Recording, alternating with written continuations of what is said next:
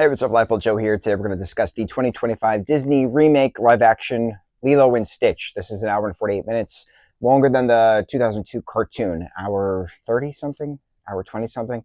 This is a very well-done project in regards to a modern take on this classic film. 23 years later, here we have the live-action.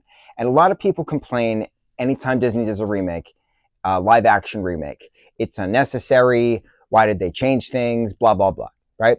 Disney's been doing live action remakes for a very long time. Very long time. The first that I remember was 101 Dalmatians in the 90s. The 1996, 97, whatever year that first film came out with Glenn Close as Cruella de Vil, is not a direct copy of the 1950s film, 101 Dalmatians. And then the second, 102 Dalmatians, is not a direct copy to whatever sequels that they've done since then. Or was it the cartoon sequels came out after the second live-action film? Then there was the Cruella prequel spin-off with Emma Stone and, what's-her-face? Emma Thompson? So the live-action 101 Dalmatians back in the 90s with Glenn Close's Cruella de Vil is not a direct scene-for-scene copy of the 1950s cartoon. Therefore, no other live actions will ever be or have ever been a direct copy of the cartoon it's based on. Aladdin wasn't a direct copy. Lion King wasn't a direct copy, etc., etc., right? There's been 1,000 different iterations of Jungle Book, to which are never a direct copy of the original source material. There's always different iterations when you take one story and tweak it to the next audience. So my biggest problem with certain live actions was Beauty and the Beast. And I talked to Heavenly about how atrocious the live action remake was, specifically because they kept marketing it and saying it has nothing to do with the Broadway musical. It has nothing to do with the Broadway musical.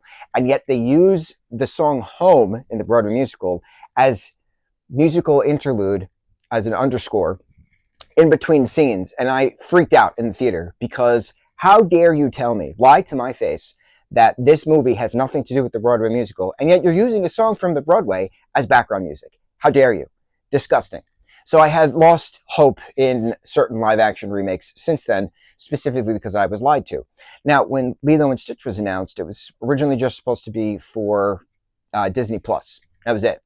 And then something happened along the way, probably during COVID, where they decided to take the Disney Plus release and put it into theaters, which is a smart thing to do because I just saw it with my folks. Wore my Stitch hat. Theater was packed. People everywhere. And we're all laughing together. We're all cheering together. People actually applauded at the end. When's the last time you went to a theater with that many people and they actually did that? This is going to be a massive box office weekend for Memorial Day 2025. So I was very happy to be a part of that, going back to the theater type of a thing. With regards to this particular project, I had high expectations because I'm a big Stitch fan. I've had a Stitch tattoo on me for many years, almost a decade. I have Stitch stuff all over the place. He's a big part of my life. Stitch is a big part of my life. And I have fond memories of, coming home from school with my brother, watching the TV series as we snacked on whatever various snacks that we came across. One of my favorite after-school snacks was microwaving raviolis and dipping them in ketchup. It was the strangest, chewy, sweet and sour consistency. That made absolutely no sense. That's what I did after school. Sitting up with my microwave plate of microwave raviolis with a thing of ketchup, watching Lilo and Stitch with my brother as he eats on his various after-school snacks as well before we did our homework. Hysterical. And the fact that they have little glimpses of other experiments in this. You see Angel, you have 627, you have 625 very quickly in like a little thing on a screen. So I was very excited to see that. I'm like, aha, maybe we can get sequels and maybe we can get other Stitch cousins and maybe we can have elements of the cartoon show thrown into follow-up sequels. This particular film, had elements of the second Lilo and Stitch film. Stitch has a glitch. There was a big aspect of Stitch dying in this film, and Stitch doesn't die until the second film, and then he's brought back. But they had those moments, and Jumba even says at one point, he says to the Grand Councilwoman, there's a glitch.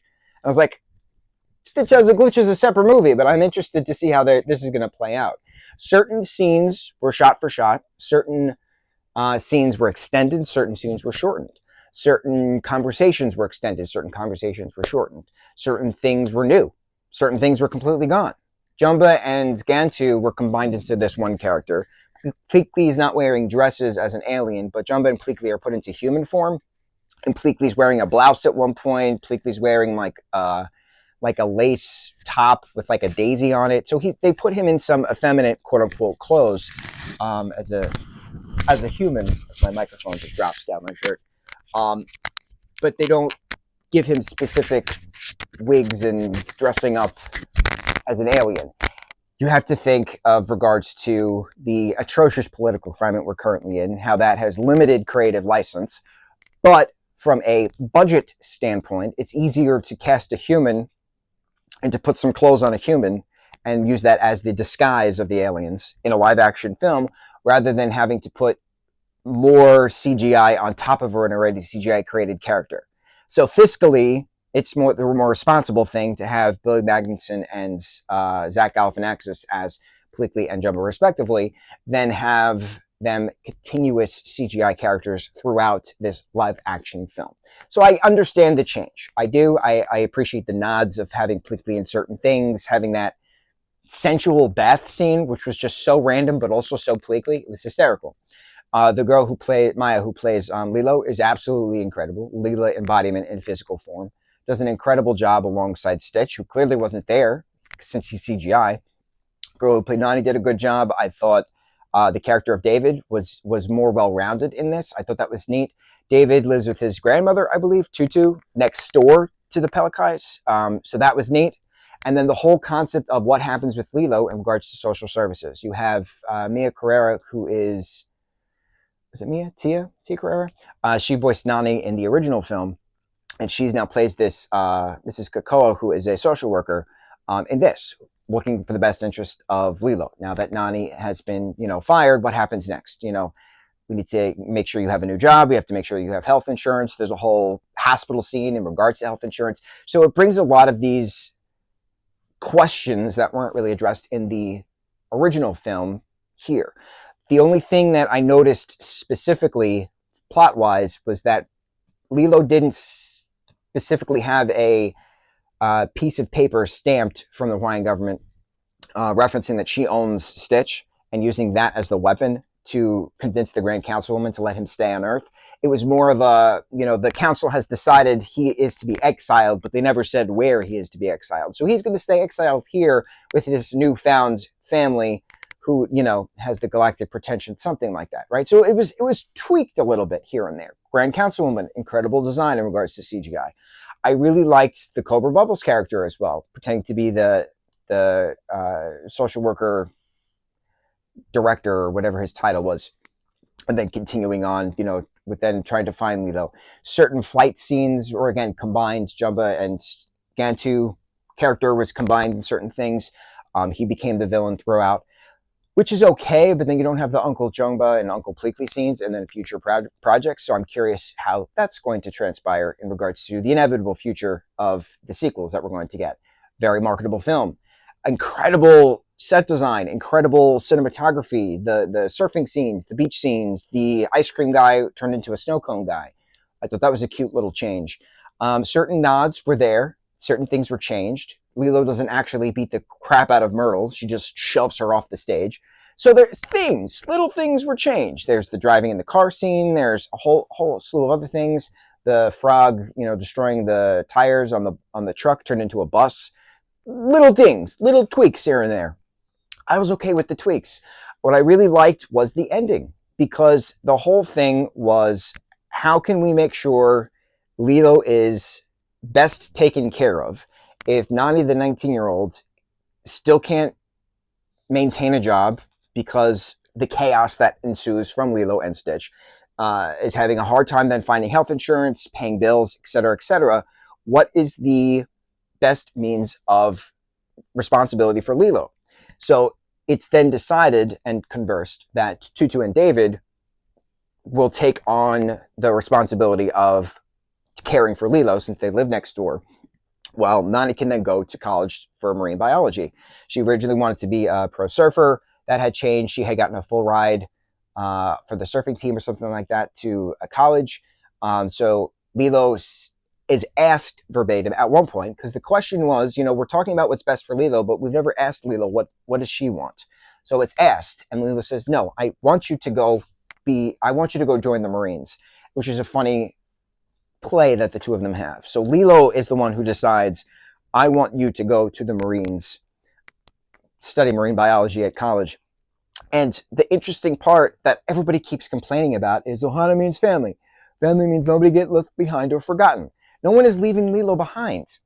No one is forgetting about Lilo. Lilo is the one who was asked, what does she want? She said, "I want my sister to go to school. I want her to study." And then she stays in her house. And then there's the whole scene at the end where the two of them are FaceTiming, and she has a portal gun, and she just pops back in the room anyway. That way they can just hang out and then sleep in the same bed that night. So how is Lilo being forgotten? She's not. Lilo understood that the best means is for her to be cared for with Tutu and David, and Nani can go to school, and she's always going to see her sister, and Cobra Bubbles is still there. And it's not actually Lilo going to live at Tutu and David's house. They are then now in the Pelikai house after it's rebuilt, after the destruction of Jemba and Pleakley, of course. And we know this because Cobra specifically goes up to Lilo's door, and he says, "You better not be doing those TikTok dances," or something like that, which was funny. And it made sense. From a story standpoint, it made sense. People are complaining consistently because it's different than the original, which brings me to my beginning point. Every live-action remake is not a shot-for-shot copy of the original. It's tweaked. It's changed a smidge to incorporate certain aspects to bring it to modern people. That's the best way to explain it. Lilo and Stitch, live action 2025 film, absolutely incredible. Absolutely loved it. Hawaiian roller coaster ride was absolutely wonderful as well. There has to be a ride at some point. Please, on to the next review. Mucho mahalo.